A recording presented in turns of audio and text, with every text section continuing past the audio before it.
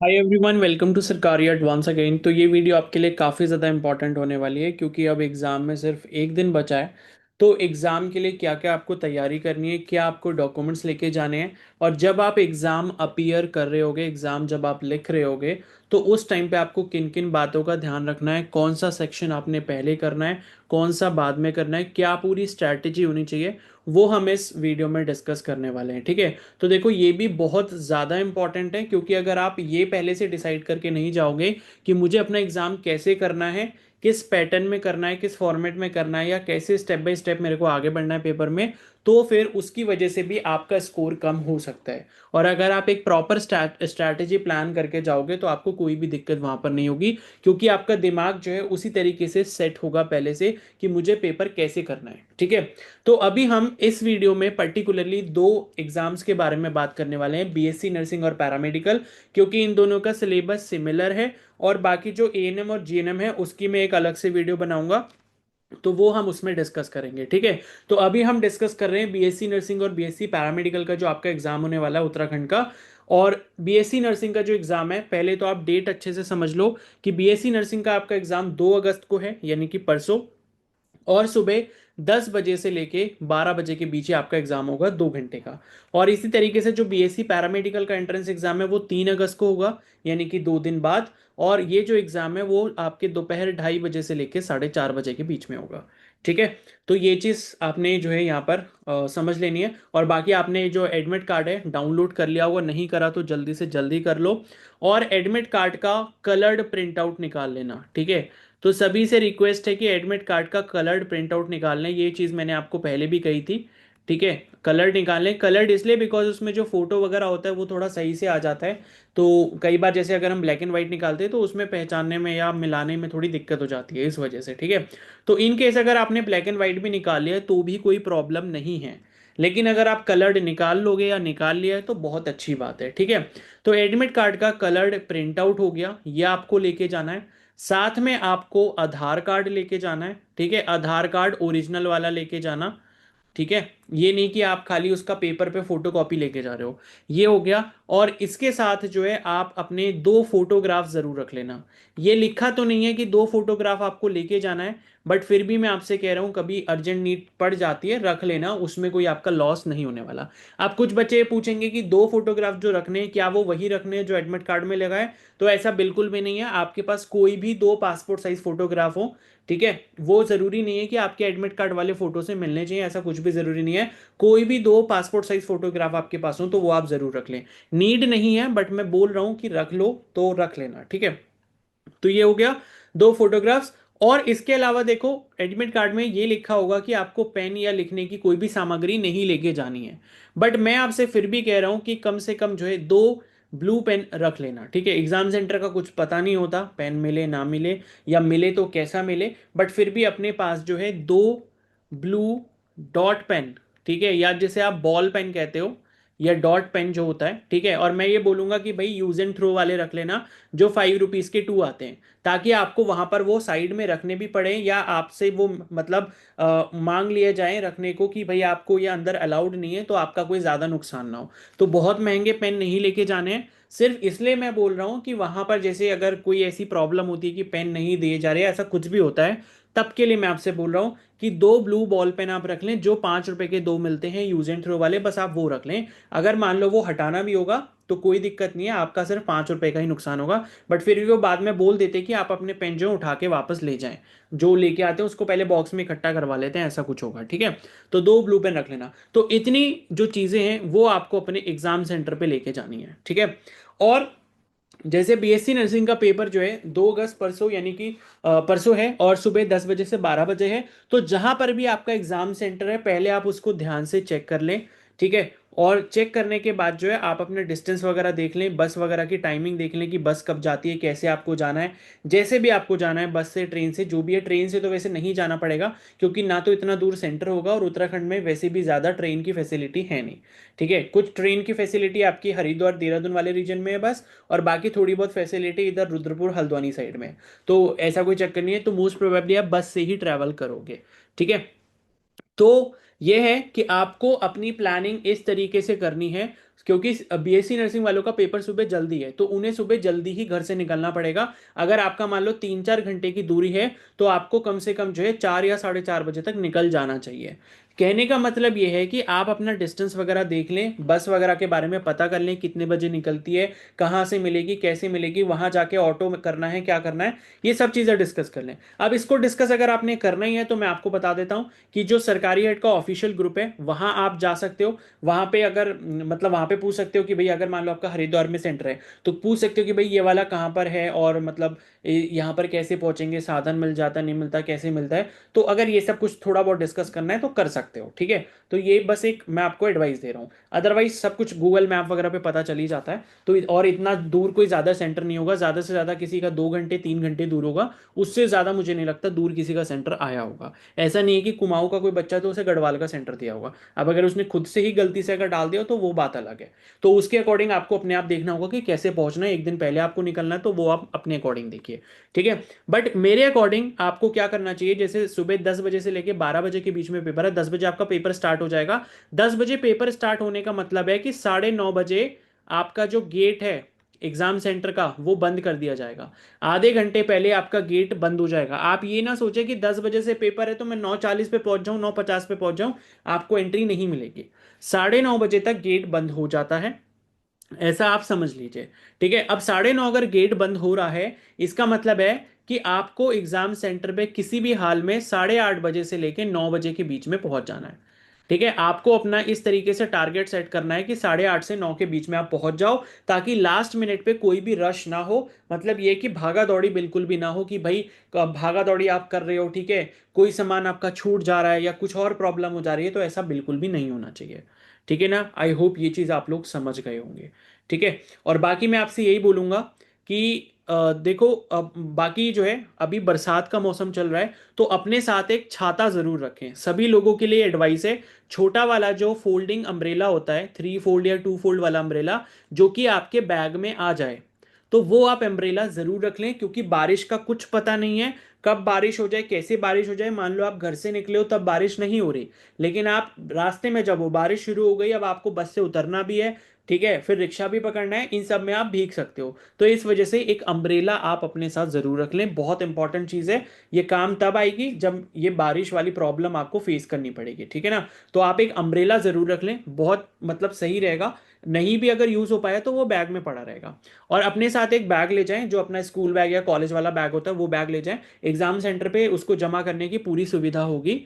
तो ऐसा कुछ भी नहीं है कि भाई हम बैग नहीं लेके जा रहे, कुछ भी नहीं लेके जा रहे क्योंकि वहां पर प्रॉब्लम होती है, तो ऐसा कुछ नहीं होगा। एग्जाम सेंटर पे हर जगह आपको जमा करने की सुविधा सुविधा मिलेगी, ठीक है। और नहीं भी होती तो आसपास शॉप्स वगैरह होती हैं, वो कुछ ना कुछ ऐसा अरेंजमेंट कर लेते हैं, भले ही वो 10 या 20 रुपए अगर आपसे चार्ज भी करते हैं, तो वो आप उनको दे सकते हो और अपना बैग वहां पर जमा कर सकते हो।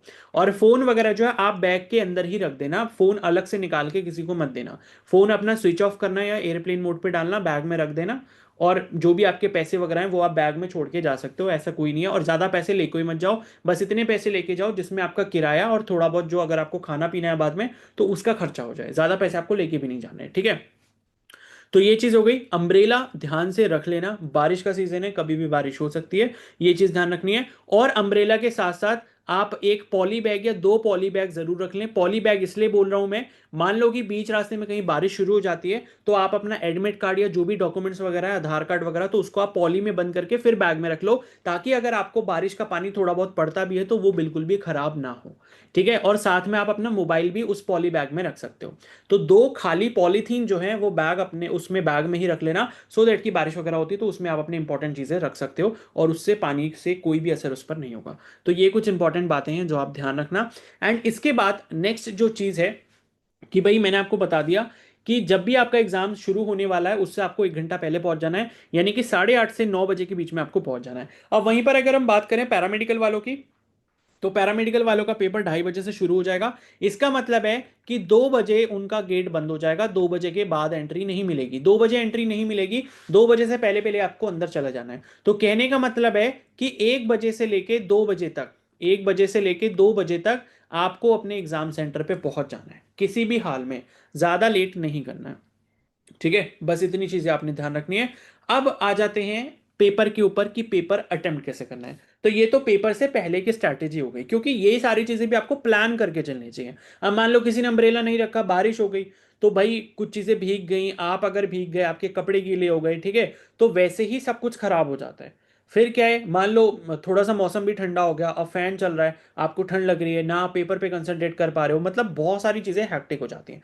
और अब मैं थोड़ा सा ड्रेस कोड के बारे में भी बता देता हूँ, ठीक है, कि ड्रेस वगैरह आपको क्या पहन के जानी है। तो देखो, नॉर्मल अपने कपड़े पहन के जाओ, ठीक है, अपना जीन्स, मतलब बॉयज़ के लिए, गर्ल्स के लिए मैं बता रहा हूँ, जीन्स पहन सकते हो या ट्राउज़र पहन सकते हो, ठीक है। और उसके साथ अपना जो है टी शर्ट या जो टॉप है, ठीक है, टी शर्ट या फिर कुर्ती, ऐसा कुछ आप पहन सकते हो। तो ये आप पहन लेना, सिंपल अपना पहन के जाओ, ठीक है। और इसके अलावा अगर आपके हाथ में कोई कड़ा, बैंगल, ठीक है, या फिर चूड़ी वगैरह, ये सब चीज़ें हैं, हाथ में कोई अंगूठी वगैरह है, इसको प्लीज़ घर पर ही रख के जाएं।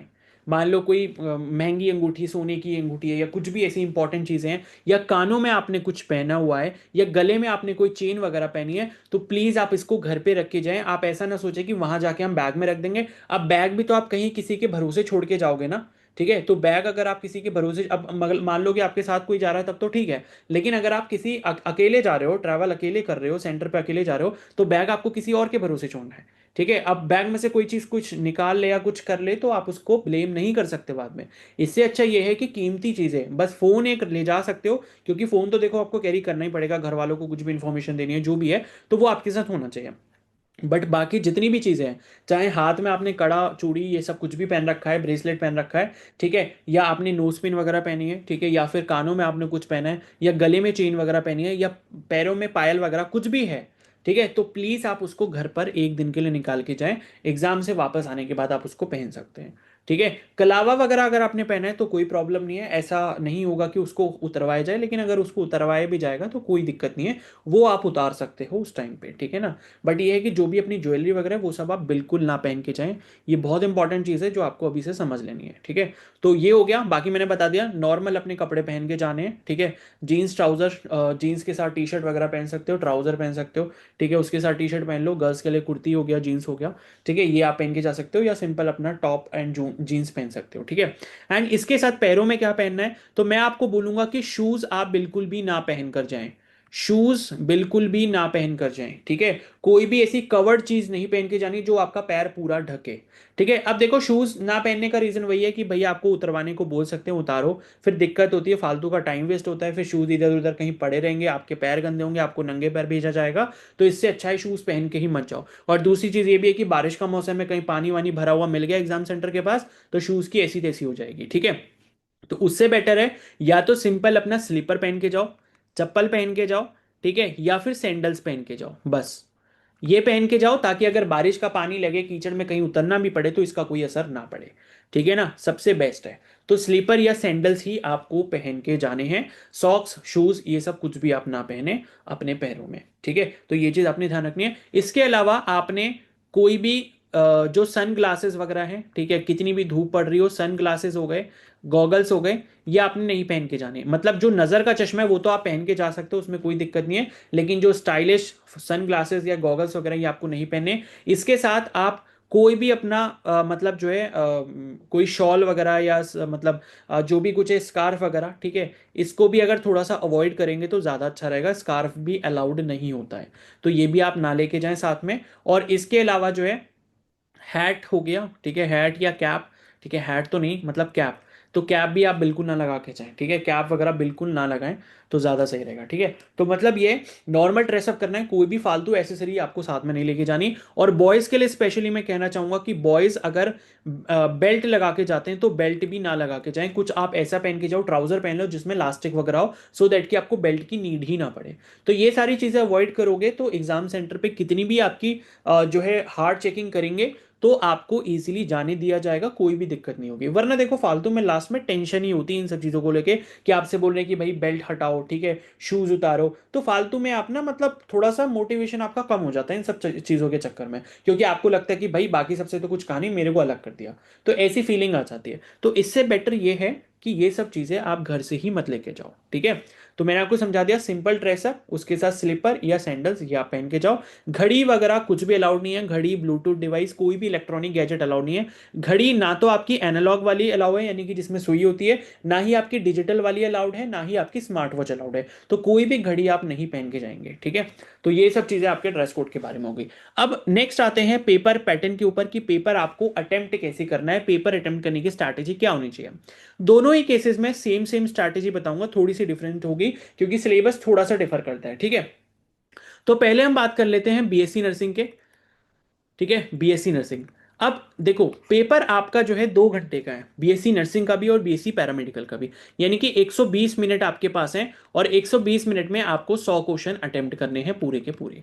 अब ये चीज यहाँ यहाँ पर ध्यान से समझ लेना कि आपकी कोई भी नेगेटिव मार्किंग नहीं है, no negative marking. No negative marking का मतलब ये है कि अगर आप आंसर को गलत करके आओगे भी तो उसका कोई भी आपको लॉस नहीं होगा। तो कहने का मतलब यह है कि कुछ भी हो जाए, आपको सारे के सारे 100 के 100 क्वेश्चंस लगा के आने हैं, ठीक है। 100 के 100 क्वेश्चंस आपको वहां पर लगा के आने ही हैं। लास्ट में आपके पास जितना भी टाइम बचता है, 5-10 मिनट, सारे गोले भर देना जितने बचे होंगे। किसी में बी लगा देना, किसी में सी लगा देना, कोई ना कोई तुक्का तो सही होगा ही। सही हो गया तो फायदा, नहीं सही हुआ तब भी कोई नुकसान नहीं है, ठीक है। तो ये चीज पहली ध्यान रखो। अब इसके बाद बीएससी नर्सिंग में हमारे पास टोटल 5 सब्जेक्ट हैं। 5 सब्जेक्ट कौन कौन से हैं? एक तो आपका फिजिक्स हो गया, केमिस्ट्री हो गया, बायोलॉजी हो गया, नर्सिंग एप्टीट्यूड हो गया, और आपका इंग्लिश हो गया, ठीक है। अब इसमें करना क्या है, सबसे पहले आपको जो है अपना, अगर आप इंग्लिश मीडियम स्कूल से हो या आपकी इंग्लिश अच्छी है, ठीक है, क्योंकि हिंदी मीडियम वालों बच्चों को जो है थोड़ी इंग्लिश में प्रॉब्लम आती है, उनकी अक्सर यही कंप्लेन रहती है। तो खासकर मैं उनके लिए बता रहा हूँ जो इंग्लिश मीडियम बैकग्राउंड से हैं, ठीक है, या जिनकी थोड़ी इंग्लिश सही है, उनको सबसे पहले इंग्लिश का सेक्शन अटेम्प्ट करना है, ठीक है। उसके बाद सेकेंड नंबर पे उनको नर्सिंग एप्टीट्यूड का सेक्शन अटेम्प्ट करना है, ठीक है, ये हो गया। अब अगर मान लो आप हिंदी मीडियम से भी हो, आपकी इंग्लिश इतनी अच्छी भी नहीं है, तब भी मैं आपको यही यही बोलूंगा कि पहले नंबर पे या तो नर्सिंग एप्टीट्यूड कर लेना, सेकंड पे इंग्लिश कर लेना, लेकिन ये दोनों आपके पहले ही होने चाहिए, ये दोनों आपके पहले होने चाहिए, उसके बाद आप पीसीबी वाले सेक्शन पे जाओगे, ठीक है। अब आपको करना कैसे है, पहले आप पेपर में सीधे इंग्लिश या नर्सिंग एप्टीट्यूड, मतलब इन दोनों का ही सेक्शन आपने पहले पहले खोलना है। खोलोगे, उसमें क्या करोगे, जो भी आपका क्वेश्चन लिखा होगा, जैसे मान लो क्वेश्चन 1 लिखा है इंग्लिश का, ये ऐसे करके लिखा है, 4 ऑप्शन दिए इस तरीके से, ABCD। आपने क्या करा, पेपर में छोटा सा एक टिक लगा लिया, ऐसे करके छोटा सा टिक लगा लिया। छोटा सा टिक लगा लो या छोटा सा ऐसे करके डॉट बना लो, कुछ भी अपनी निशानी के लिए कि भाई मैंने ये वाला आंसर जो है सही लगाया है, ऐसे करा। उसके बाद इसी तरीके से इसके नेक्स्ट क्या होगा, क्वेश्चन नंबर 2 होगा, ऐसे करके लिखा होगा, इसके भी यहां पर 4 ऑप्शन होंगे, इसमें से जो आपको सही लगता है उसके आगे टिक लगा लो। तो मान लो मैंने यहां पर टिक लगा लिया, ठीक है, टिक लगा लिया। ऐसे करके आपने नर्सिंग एप्टीट्यूड और इंग्लिश ये दोनों सेक्शन कर लेने हैं, और कोशिश आपने ये करनी है कि इन दोनों सेक्शन को 15 मिनट के अंदर अंदर कर लो। 15 मिनट के अंदर अंदर आपके दोनों सेक्शन हो जाने चाहिए, क्योंकि बहुत ईजी होते हैं, इतना कोई डिफिकल्ट इसमें नहीं होता, आंसर आता है, आप सीधे सीधे लगा दोगे, इसमें इतना कुछ सोचने समझने का होता ही नहीं है, ठीक है। तो नर्सिंग एप्टीट्यूड और इंग्लिश 15 मिनट में आपके सारे क्वेश्चन टिक लग जाने चाहिए पेपर में। 15 मिनट में आपके सारे क्वेश्चन टिक लग जाने चाहिए पेपर में। अब जैसे ही टिक आपने लगा दिए, ठीक है, और देखो इसमें अगर आपको लगता है कि कोई क्वेश्चन में मेरे को डाउट है, या मेरे को लगता है कि मेरे को थोड़ा सा बाद में इसके लिए सोचना पड़ेगा, तो उस क्वेश्चन को आप स्किप कर देना, उसी टाइम स्किप कर देना, अगले पे बढ़ जाना, उस पर कोई टिक मत लगाना, ठीक है। तो मान लो कि 40 क्वेश्चंस थे, 40 में से मान लो कि आपको 5-6 क्वेश्चंस में डाउट हुआ, आपने 35 या 36 क्वेश्चंस कर लिए। तो अब ये जो 35 सही आंसर आपने करे हैं, इनको जल्दी से आपने क्या करना है, OMR में मार्क कर देना है। OMR में आपने गोले भर देने हैं, ठीक है, OMR में आपने गोले भर देने हैं। अब एक चीज देखो यहां पर बहुत अच्छे से ध्यान रखना, जिस क्वेश्चन का आपने आंसर OMR में लगाना है, वहां पे क्वेश्चन नंबर लिखे होते हैं, मान लो ऐसे लिखा है क्वेश्चन 1 2 3, और सबके आगे 4 4 गोले यहां पर बने होते हैं ऐसे करके। तो ये चीज हमेशा ध्यान रख लेना कि जिस क्वेश्चन को, मतलब एक एक क्वेश्चन टैली करते जाना, कि भाई अगर मैं यहां पर क्वेश्चन नंबर 63 है, तो क्वेश्चन नंबर 63 का अगर मैं गोला भर रहा हूं, तो मैं ये चेक कर लूं कि 63 के आगे ही मैं गोला भर रहा हूं, कहीं ऐसा ना हो वो 62 में फिल हो जाए। तो ये 63 लिखा, और इसका मैंने क्या करा, यहां पर गोला फिल कर दिया, ये हो गया, ठीक है। तो आपने ये ध्यान रखना है कि जो क्वेश्चन मैं अटेम्प्ट कर रहा हूं OMR में भी वही क्वेश्चन नंबर पड़ा होना चाहिए, वरना इसकी वजह से कई बार पूरी की पूरी OMR गलत हो जाती है। तो ये चीज आप हमेशा ध्यान रखना, ठीक है। तो OMR आपने इस तरीके से फिल कर लेनी है। सबसे पहले मैंने बताया नर्सिंग एप्टीट्यूड इंग्लिश, ये दोनों सेक्शन 15 मिनट में क्वेश्चन टिक लगाओ अपने पेपर में, आंसर टिक लगाओ, और जो आपने टिक लगा दिए उसके बाद सीधे कहां पहुंच जाओ, ओएमआर में। अब ओएमआर में उतने गोले फिल करने के लिए, मतलब जो भी आपके 30-35 क्वेश्चन आपने करे 40 में से सही सही, उसके गोले फिल करने में मुझे लगता है ज्यादा से ज्यादा आपके कितने 10 मिनट लग जाएंगे, बहुत लगे तो 10 मिनट लग जाएंगे गोले भरने में। और भरना बहुत ध्यान से, एक एक क्वेश्चन चेक करके कि भाई 63 का अगर मैं सी लगा रहा हूं तो 63 का सी इसमें है, अगर मैं 65 का डी लगा रहा हूं तो 65 का डी इसमें है। हर एक क्वेश्चन को टैली कर करके गोला आपने लगाना है, ठीक है, गोला भर देना है, सर्कल फिल कर देना है, ठीक है। अब आपने ये अपना ये दोनों सेक्शन कंप्लीट कर दिए। अब इसके बाद थर्ड सेक्शन जो है वो आप आओगे बायो पे। तीसरा सेक्शन आप खोलोगे बायो का, एंड बायो का सेक्शन में भी क्या करोगे, जो आपके 20 क्वेश्चन है जल्दी जल्दी पढ़ते जाओगे। इन क्वेश्चंस को, बायो के क्वेश्चंस को आपने मात्र 10 मिनट में पढ़ लेना है। मात्र कितने मिनट में पढ़ना है, 10 मिनट में आपने सारे क्वेश्चन कर लेने हैं, 20 क्वेश्चन। अब 20 क्वेश्चन में से जो आते हैं उनके आंसर जल्दी जल्दी टिक लगाओ, जो नहीं आते उनको भी छोड़ दो, ठीक है। मान लो कि आपने बायो में यहां पर 13 क्वेश्चन कर लिए, बायो के 13 क्वेश्चन कर लिए, अब फिर वापस से कहां आ जाओ, ओएमआर पे आ जाओ। जो ये 13 क्वेश्चन आपने सही सही लगा दिया, आपको पूरा कॉन्फिडेंस है कि भाई मेरी 100% सही है 13 क्वेश्चन, तो 13 क्वेश्चन जल्दी से आओ, जो आपने मार्क लगाए थे पेपर में वो आके ओएमआर में लगा दो। अब पेपर में मार्क लगाना इसलिए भी सही रहता है कि आप बाद में उससे आंसर की भी चेक कर लेते हो, भले ही आपको ओएमआर की आंसर की कॉपी मिलती है लेकिन वो इतनी साफ नहीं होती, तो इससे बेटर यही रहता है कि पहले पेपर में लगाओ और उसके बाद ओएमआर में लगाओ। तो क्या होता है, एक एक क्वेश्चन को पढ़ के जब आप दोबारा ओएमआर में लगा रहे होते हो तो आपका एक बार रिवीजन भी हो जाता है कि कहीं गलती ना हुई हो, ठीक है, तो आपको उससे डबल वेरिफिकेशन हो जाता है। तो ये स्ट्रैटेजी सबसे सही है, ठीक है। तो 10 मिनट में आपने क्या करा, मान लो कि पूरे 20 क्वेश्चन पढ़ लिए, उसमें से 13 सही कर लिए, इतना काम कर लिया। उसके बाद यहां पर 5 मिनट और लगा लो, ठीक है। मान लो 12-13 क्वेश्चन जो भी आपने सही करे होंगे 5 मिनट में ओएमआर में वो भर जाएंगे। तो अभी के अकॉर्डिंग अगर हम देखें तो हमारा समय कितना हो चुका है, 15 मिनट मैंने आपको दिए थे किसके लिए, नर्सिंग एप्टीट्यूड इंग्लिश का सेक्शन करने के लिए। उसके बाद आपने 10 मिनट उसके गोले भरने में लगाया, उसके बाद आपने 10 मिनट बायो के क्वेश्चन पढ़ने में और उसके आंसर मार्क करने में लगाया पेपर में, और उसके बाद 5 मिनट बायो के जो गोले हैं वो भरने में लगाया, ठीक है। अब हो गया बायो के बाद नेक्स्ट सेक्शन पे आ जाओ, केमिस्ट्री, ठीक है। केमिस्ट्री के सेक्शन पे है, केमिस्ट्री के क्वेश्चन भी वैसे ही करा, 20 क्वेश्चन आपने पढ़े, 20 क्वेश्चन में जो जो आपके आंसर सही सही निकले, ठीक है। केमिस्ट्री में आप दे दो 20 मिनट का समय, केमिस्ट्री में क्योंकि कुछ न्यूमेरिकल वगैरह कुछ हो सकता है, सोचना पड़ेगा, टाइम लगेगा, लेकिन बायो में नहीं लगता, बायो में डायरेक्ट होता है, ठीक है ना। तो 20 मिनट का मान लो समय लगा यहाँ पे, और 20 मिनट के समय में आपने मान लो यहाँ पर 10 क्वेश्चन सही कर लिए। अब ये जो 10 क्वेश्चन सही करें, मान लो यहाँ पर मैं 20 मिनट फिर से ऐड कर देता हूँ इसमें, ठीक है। मान लो ये जो आपने 10 क्वेश्चन सही करे, फिर इसको क्या लगेगा, 5 मिनट का समय लगेगा ओएमआर में भरने में। आपने क्या करा, 5 मिनट में गोले भर दिए, ठीक है। तो 5 मिनट अब इसके और ऐड कर लेते हैं, ठीक है ना। अब इसके बाद केमिस्ट्री के बाद तुरंत आ जाओ जल्दी से फिजिक्स के सेक्शन पे, क्योंकि हमें क्या करना है, शुरुआत के 1-1.25 घंटे में पूरा पेपर एक बार चेक कर लेना है। ऐसा ना हो कि एक सेक्शन पे हम अटके रहें, उन फालतू क्वेश्चंस के बारे में इतना देर लगा के सोचते रहें जो हमें आ भी नहीं रहे, ठीक है ना। तो इतना फालतू टाइम आपको वेस्ट नहीं करना, आ रहा है टिक लगाओ, आ रहा है टिक लगाओ, आगे बढ़ो, आ रहा है टिक लगाओ, आगे बढ़ो। ये स्ट्रैटेजी आपको शुरू के 1-1.25 घंटे में करनी होती है। बाद में जो आपके पास समय बचता है उसमें आपको फिर एक एक क्वेश्चन ध्यान से देखना होता है जो आपका रह गया है, ठीक है ना। तो इसके बाद अब नेक्स्ट आ गया फिजिक्स के सेक्शन पे।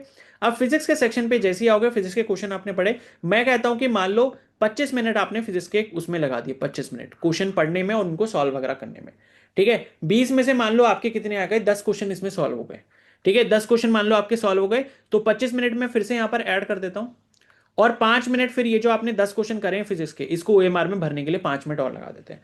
अब यहां पर टोटल समय देखते हैं, इस स्ट्रैटेजी को करते हुए हमारा टोटल समय कितना हो चुका है, 15 और 10 25, 25 और 10 35, 35 और 5 40, 40 और 20, ठीक है, कितना हो गया, 60 मिनट हो गए। 60 के बाद 5 और 5 10 70 मिनट, 70 और 80 90 95 मिनट्स हो गए, ठीक है। और ये भी तब है जब आप थोड़ा सब कुछ ध्यान से करते हुए आ रहे हो। तो 95 मिनट में आपका एक बार पूरा पेपर कंप्लीट हो चुका होगा, पढ़ चुके होगे सारे क्वेश्चंस, और आप अपने जितने आंसर्स आपने सही से कर लिए वो आप ओएमआर में भी लगा चुके होगे, ठीक है ना, वो आप अपने ओएमआर में भी लगा चुके हो। अब इसके बाद आपके पास कितना समय बचता है, इसके बाद अब आपके पास अगर 120 मिनट में से 95 मिनट्स को अगर घटाया जाए तो आपके पास 25 मिनट का समय बचता है, 25 मिनट, ठीक है। अब 25 मिनट का जो समय बचा है, फिर आपको वही सेक्शंस रिपीट करने हैं बार बार। अगर मान लो इंग्लिश में कोई क्वेश्चन रह गया था, वापस जाओ चेक करो, आ रहा है, ठीक है। ज्यादा टाइम नहीं लगाना, 30-35 सेकंड 45 सेकंड आपको फिर से क्वेश्चन को देने, आ रहा है करो, नहीं आ रहा तुक्का लगा दो कोई भी, ठीक है, तुक्का लगा दो तुरंत, कोई नहीं, आगे बढ़ो। तो इंग्लिश गए, फिर उसके बाद नर्सिंग एप्टीट्यूड गए, जल्दी जल्दी देखा जो क्वेश्चन नहीं आ रहा है थोड़ा सा टाइम लगाया, 30-45 सेकंड का लगाया, मुश्किल से 1 मिनट का समय लगा दिया, ठीक है, 1 मिनट का समय लगा दिया, आ रहा है, जो आ रहा है मतलब एक एक क्वेश्चन पे जाते रहो और उसको ओएमआर में भरते भी रहो। मान लो कि इंग्लिश का क्वेश्चन कोई छूट गया था, इंग्लिश के मान लो 3 क्वेश्चन छूट गए थे, आपने क्या करा, पहला क्वेश्चन देखा जो छूट गया था, ठीक है, आ रहा है, कर दिया, सीधे ओएमआर में लिख दिया, जाके टिक भी लगा दिया पेपर में, ओएमआर में भी लिख दिया, ठीक है। नहीं आ रहा, तुक्का लगा दो, सीधे कोई भी ऑप्शन अपने मन से लगा देना, बी लगा देना, सी लगा देना, कुछ भी नहीं, ठीक है, कुछ भी लगा देना, लेकिन लगाना जरूर है, ऐसा ना हो कि क्वेश्चन लास्ट में छूट जाए, छूटना नहीं चाहिए, बी या सी कुछ भी लगा दो, ठीक है। उसके बाद दूसरा क्वेश्चन देखा, आ रहा है, जो आया पेपर में टिक लगाया, फिर उसके बाद ओएमआर में जाके भर दिया, बस ऐसे करना है।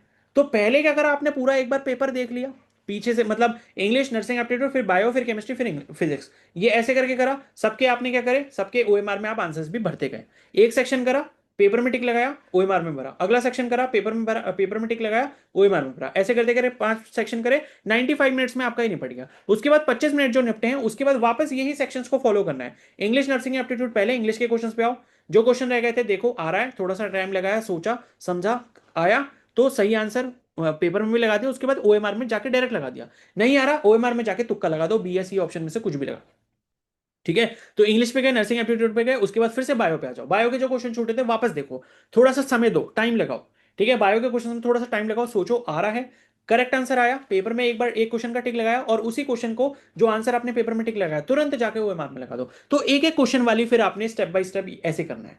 पहले आपने क्या करना है, सेक्शन वाइज ओएमआर भरनी है, उसके बाद जो क्वेश्चन रह जाएंगे, उसके बाद जो सेक्शन में क्वेश्चन एक एक जो रह गए, उनके एक एक के आंसर एक एक करके भरते जाने हैं, ठीक है, एक एक करके साथ में भरते जाओगे तो ज्यादा अच्छा रहेगा, बाद में फिर से आके नहीं देखना पड़ेगा कि भाई मैंने किस में क्या लगाया था।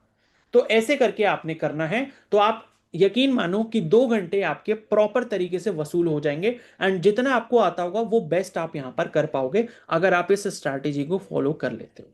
तो इसी अकॉर्डिंग अपना जो है प्लान बना के जाओ। तो ये तो हो गई बात बीएससी नर्सिंग वालों की। बीएससी पैरामेडिकल वालों को क्या करना है, बीएससी पैरामेडिकल वालों को सबसे पहले बायो का सेक्शन करना है, ठीक है। बायो में आपके वही जो भी 30 क्वेश्चंस होते हैं, 33 क्वेश्चंस होते हैं, ठीक है, देख लेना। तो ये मान लो कि 34 क्वेश्चंस हैं, ठीक है, मान लो 34 क्वेश्चंस आपने करे, सारे एक बार में पढ़ लिए, तो सारे एक बार में बायो के 34 क्वेश्चंस आपको पढ़ने के लिए मैं मानता हूं कि 25 मिनट का समय लग जाएगा, ठीक है, 25 मिनट का समय लगा। 25 मिनट के बाद आप यहां पर 7 या 8 मिनट लगा लो ओएमआर में भरने के लिए। 25 मिनट में जितने भी क्वेश्चंस करे, उन क्वेश्चंस को 8 मिनट में आपने ओएमआर में भर लेना है, ठीक है। उसके बाद नेक्स्ट सेक्शन पे जंप कर जाओ, जो कि आपका केमिस्ट्री है। केमिस्ट्री के सारे आप 33 क्वेश्चंस या जो भी 33 क्वेश्चंस होते हैं उनको पढ़ो, अटेम्प्ट करो, पेपर में अटेम्प्ट करा, और इसके बाद मान लो कि केमिस्ट्री के क्वेश्चंस पढ़ने को आपका लग गया कितना, 30 मिनट्स का टाइम लग गया, एंड इसके बाद वापस से फिर आपको 8 मिनट का टाइम लग गया उन क्वेश्चंस के आंसर को ओएमआर में फिल करने का, ठीक है। इसके बाद किस पे आ जाओ, फिजिक्स के सेक्शन पे आ जाओ। फिजिक्स में मान लो आपने 40 मिनट दे दिए यहाँ पे, एंड 40 मिनट देने के बाद जितने भी क्वेश्चंस हुए उनको फिर 8 मिनट के अंदर आपने ओएमआर में भर लिया। तो अब अगर हम टोटल देखें तो 25 और 8 33 मिनट, 33 और 30 63 मिनट, 63 और 8 71, 71 हो गया। 71 के साथ 40 अगर मिला दे तो 110, 111 मिनट हो गया, और 111 और 8 मिला दे तो 119 मिनट हो गया। वैसे वैसे तो ये पूरा टाइम हो जा रहा है 119 मिनट, यानी कि 120 मिनट हो गया, लेकिन आपको इतना टाइम नहीं लगाना। आपको कोशिश क्या करनी है, मैंने क्या करा, थोड़ा सा टाइम यहाँ पर बढ़ा दिया है, जैसे कि बायो के जो क्वेश्चंस हैं आप कोशिश करो 20 मिनट में कर लो, ठीक है। और इन क्वेश्चंस को जो ओएमआर में आपने लगाना है, आप इसको 5 मिनट में लगाओ, क्योंकि 5 मिनट में बहुत सारे गोले बन जाते हैं। क्योंकि आपने अगर 34 क्वेश्चन है भी मान लो बायो के, तो उसमें से आपने पहले पहला जब अटेम्प्ट करा होगा अपना पूरे सारे क्वेश्चन पढ़ने में, तो 34 में से मैं मानता हूं कि 25 क्वेश्चन आप सही कर पाओगे, तो 25 क्वेश्चन 5 मिनट में आराम से गोले बन जाएंगे। तो ये मैंने थोड़ा सा टाइम यहाँ पर घटा दिया। उसके बाद केमिस्ट्री वाले सेक्शन पे है, तो केमिस्ट्री वाले सेक्शन में आप दो 25 मिनट, और 5 मिनट इसको भरने में लगाओ जितने भी क्वेश्चन करें। एंड इसके बाद फिजिक्स वाला जो सेक्शन है, इसमें आप दो 30 मिनट्स, एंड इसमें भी आप 5 मिनट लगाओ जितने क्वेश्चन आपने कर लिए वो भरने में। तो 20 और 5 25, 25 और 25 50, 50 और 5 55, 55 के साथ 30 मिला दे तो 85, 85 और 5 90। तो यहां पर आपका 90 मिनट का टोटल टाइम निपट चुका है एक बार पूरा पेपर करने में। अब इसके बाद वही सेम स्ट्रैटेजी, जो बाकी के क्वेश्चन आपके रह गए, वापस से बायो के सेक्शन पे आओ, ठीक है। मान लो कि बायो में क्वेश्चन नंबर 34 रह गया था, क्वेश्चन नंबर 37 रह गया था, 34 आपने देखा, आंसर आ रहा है, मान लो कि आपको आ रहा है सी, आपने सी पेपर में लगाया, और उसके बाद तुरंत जाके गोला भर दिया ओएमआर में। उसके बाद फिर से आ जाओ क्वेश्चन नंबर 37 पे, इसका आपको आंसर आ रहा है मान लो ए, ठीक है, या नहीं भी आ रहा है तो जो भी आपने लगाया, मान लो पेपर में आपने लगा दिया ए लगाने के बाद ओएमआर में जाओ और भर दो। ऐसे करके आपको ये सेम स्ट्रैटेजी जो बीएससी नर्सिंग वालों को मैंने बताई, वही आपको पैरामेडिकल में भी फॉलो करनी है, ठीक है। अगर आप ऐसे पेपर करोगे तो आपका पेपर भी नहीं छूटेगा, आप सारे क्वेश्चंस को एक बार देख भी पाओगे, और आप अपना पेपर बहुत ही अच्छे से कर पाओगे, ठीक है। तो बस ये स्ट्रैटेजी जो है आप फॉलो कर लो, बेस्ट है। इससे आपको बेस्ट बेनिफिट मिल पाएगा, आपके मैक्सिमम मार्क्स आ पाएंगे। आपने जितनी तैयारी करी है, आपका तैयारी का पूरा निचोड़ इस स्ट्रैटेजी के अंदर आ जाएगा, अगर आप इस स्ट्रैटेजी को अच्छे से फॉलो कर लेते हो और यही सेम चीजें वहां पर भी रखोगे अपने दिमाग में कि मेरे को ये करना है, फिर ये करना है, फिर ये करना है, फिर ऐसे करना है। बस ये स्ट्रैटेजी अपने दिमाग में बिठा लो, ठीक है। एंड इसके बाद एक और इंपॉर्टेंट मैं आपको चीज बता देता हूं। जैसे मान लो कि आपने पिछले साल पेपर दिया, या उससे पहले दिया, या नहीं दिया, या कभी नहीं दिया, या पहला अटेम्प्ट है, तो आपकी ओएमआर भरने की प्रैक्टिस नहीं होगी अभी। अगर मान लो पिछले साल दिया भी था तो ओएमआर भरने की कोई प्रैक्टिस नहीं होगी। तो आपका आपके पास कल का दिन है, ठीक है। कल आप क्या कर सकते हो, एक ओएमआर शीट का प्रिंट आउट ले सकते हो, ठीक है। एक ओएमआर शीट का प्रिंट आउट ले सकते हो, ठीक है। चाहो तो इसकी दो तीन फोटो कॉपी भी करा लेना, एक प्रिंट आउट लेना, उसके साथ दो फोटो कॉपी करा लेना। तो टोटल आपके पास तीन हो जाएंगी, ये तीन हो जाएंगे। अब इसमें मैं एक काम करूंगा, ये जो अगर आपको चाहिए तो मैं इसका जो लिंक है, ठीक है, मैं इसका जो लिंक है मैं आपको कमेंट सेक्शन में प्रोवाइड कर दूंगा ओएमआर शीट का। और उस ओएमआर शीट में टोटल कितने क्वेश्चंस होंगे, 100 क्वेश्चन होंगे। Question one, question two, question three, question four, इस तरीके से लिखा होगा। और उनके आगे क्या बना होगा, चार गोले बने होंगे इस तरीके से।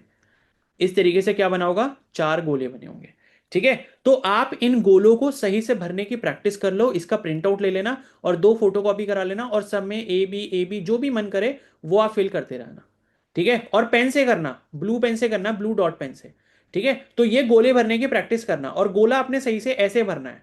जब आप ऐसे करके पूरा भरोगे, देखो गोले भरने का मैं सही तरीका आपको बता देता हूं कैसे भरना है। मान लो ये आपको गोला दे रखा है, ठीक है। अब मान लो इसको हमें फिल करना है, तो सबसे पहले आप इसकी आउटर वाली आउटलाइन जो है वो कर लिया करो। बाहर वाली आउटलाइन कर ली एक बार, बाहर वाली, और उसके बाद फिर अंदर अंदर ऐसे ऐसे मतलब खच्चर पचर करके ये पूरा भर दो, ठीक है। ये पूरा भर दो। पहले आउटर वाली एक बार आउटलाइन कर लिया आपने, एंड इसके बाद पूरा इस तरीके से अंदर फिल कर दो। तो कभी भी इससे बाहर नहीं निकलेगा, ठीक है ना। सबसे पहले गोले की आउटलाइन कर दिया करो, एंड आउटलाइन करने के बाद इसके अंदर फिर आप जो है जो भी आपको करना है, ठीक है, पूरा घचपच करके पूरा जो भी भरना है वो आप फिल कर दो। अब देखो बिल्कुल फिल हो गया, इसमें ज़्यादा कुछ स्पेस रह नहीं गया, ठीक है। मैंने प्रॉपर तरीके से कोशिश करी है फिल करने की, कुछ ज़्यादा स्पेस नहीं रह गया। तो अगर आप ऐसे करके फॉलो करोगे तो कभी भी इसमें से इंक जो है गोले में से बाहर नहीं जाएगी, क्योंकि गोला भी अगर आपने सही तरीके से नहीं भरा तो वो क्वेश्चन भी आपका इनवैलिड हो जाएगा। देखो प्रॉपर तरीके से गोला भर दिया है। तो वही है, जो भी आपको गोला दिया है, ठीक है, इस तरीके से गोला दिया है, सबसे पहले इसकी आउटलाइन बना लो। इसकी आउटलाइन पे ही, इसके आउटलाइन के जस्ट थोड़ा सा अंदर, ठीक है, इस तरीके से, इस तरीके से इसकी आउटलाइन पे ही हल्का सा क्या कर लो, पेन चला लो। एंड उसके बाद फिर अंदर अंदर ऐसे ऐसे कर दो, बस। पूरा आपका जो गोला है वो बहुत ढंग से भर जाएगा, बाहर भी आपकी इंक नहीं निकलेगी। तो ऐसे आपने करना है, ठीक है ना। ऐसे आपने जो है पूरा गोला भर देना है, तो बहुत जल्दी जल्दी फिल हो जाएगा। और मैंने आपको बताया कि एक प्रिंट आउट निकाल लो, दो उसकी फोटो कॉपी करा लो, तीन सेट हो जाएंगे। तीन सेट में आपके टोटल 300 क्वेश्चन हो जाएंगे, और 300 क्वेश्चन के अगर आप गोले भर लोगे तो आपकी प्रैक्टिस हो जाएगी, एंड इससे आप तेज गोले वहां पर भर पाओगे, जिससे आपका टाइम बचेगा। और टाइम बचेगा तो आप बाकी जो क्वेश्चंस नहीं आ रहे होंगे उन पर आप ज्यादा समय लगा पाओगे, एंड उनमें से भी कुछ क्वेश्चंस आप सही कर पाओगे। अल्टीमेटली आपका पेपर में फायदा होगा इससे। तो जिसको भी ये बात सही लगे, कमेंट सेक्शन में मैं आपको लिंक दे दूंगा, ठीक है, उसकी पीडीएफ का। वो पीडीएफ का एक प्रिंट आउट निकालना, दो फोटो कॉपी करा लेना, मात्र 10 रुपए में ये चीज हो जाएगी, ठीक है। ढाई मतलब दो दो रुपए का मान लो फोटो कॉपी हो गया, 5 रुपए का आपका प्रिंट आउट हो गया, 10 रुपए में पूरा हो जाएगा। 10 रुपए में करने के बाद आप एक ब्लू पेन लेना, डॉट पेन, और उससे गोले भरने चालू कर देना। और मुश्किल से मैं आपको कहूं तो 3 शीट भरने में मुश्किल से आपको 30 मिनट का समय लगेगा, ठीक है। और अगर आप ये प्रैक्टिस कर लोगे, 3 शीट एक साथ मत भरना, एक शीट सुबह भरना, एक दोपहर में भरना, और एक रात में भरना। बहुत अच्छी प्रैक्टिस हो जाएगी, बहुत बेनिफिट मिलेगा, करके देख लेना, ठीक है ना। तो बस इतना ही था इस डिस्कशन में। आई होप ये सारी टिप्स आपको बहुत ज़्यादा हेल्प करेंगी आपके लास्ट मोमेंट पर, जो आपका पेपर का लास्ट मोमेंट है, लास्ट डे है, उसमें आपको बहुत ज़्यादा हेल्प करेंगे। और जो जो चीज़ें मैंने बताई कि अम्ब्रेला रख लेना, पॉली बैग रख लेना, ये सारी चीज़ें अच्छे से समझ लेना। खुले पैसे रख लेना, कई बार ऑटो वगैरह में चाहिए होते हैं, आपके पास टाइम नहीं होता लास्ट टाइम पे, फिर आप टूटे करवाते हो पैसे, मतलब खुले करवाते हो, उनसे बोलते कि मेरे पास 500 का नोट है। तो कोशिश ये करना कि घर से जो भी आप पैसे लेके जा रहे हो, ठीक है, 100 के नोट्स रख लेना तो ज़्यादा अच्छा रहेगा। 50 का भी रख लेना, 10 20 इन सब की भी रख लेना, कुछ चिल्लर भी रख लेना, क्योंकि कहाँ पर किस चीज़ की नीड पड़ जाए आप कुछ भी नहीं कह सकते, ठीक है। तो ये चीज़ थोड़ा सा और ध्यान रखना बस। बाकी मैंने बता दिया, ड्रेस कोड भी फालतू की चीज़ें कोई ना पहन के जाए, मेटल वगैरह का कोई भी चीज़ आप ना पहन के जाए, ज़्यादा अच्छा रहेगा, ठीक है। तो आई होप आपको सारी इन्फॉर्मेशन क्लियर है। एंड अब इस वीडियो को हम यहीं पर एंड करेंगे। अगर ये वीडियो आपको थोड़ी सी भी हेल्पफुल लगी हो तो लाइक ज़रूर कर देना। एंड चैनल पर पहली बार अगर विजिट कर रहे हो तो सब्सक्राइब कर लो एंड बेल आइकन को प्रेस कर लो। बाकी के जो आगे के पेपर के डिस्कशन है, पेपर का जो पूरा सोल्यूशन है वो भी मैं अपलोड करूंगा। तो उसके लिए जब आप पेपर दे के आ जाओगे आपको इवनिंग तक सोल्यूशन मिल जाएगा। Okay, so thank you and have a nice day.